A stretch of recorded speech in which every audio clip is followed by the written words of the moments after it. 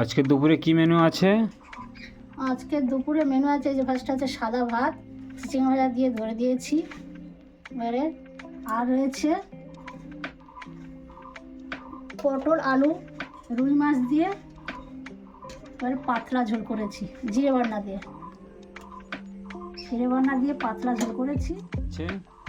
আর রয়েছে ঢেঁড়স সর্ষে, ঢেঁড়সের সর্ষে,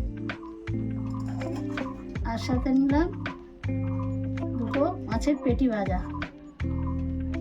গরমের সময় একেবারে হালকা পাতলা খাওয়া ভালো, এমনি খাওয়া দাওয়া হলে পুরো জমে যাবে গরমের সময়। খুব ভালো হয়েছে। আপনাদের কেমন লাগে একটু কমেন্টে বলবেন বন্ধুরা। অনেক আশা করে কিন্তু আমি ভিডিও করছি, কেউ আমাকে সাপোর্ট করছো না, একটু সাপোর্ট করো, পাশে থেকো।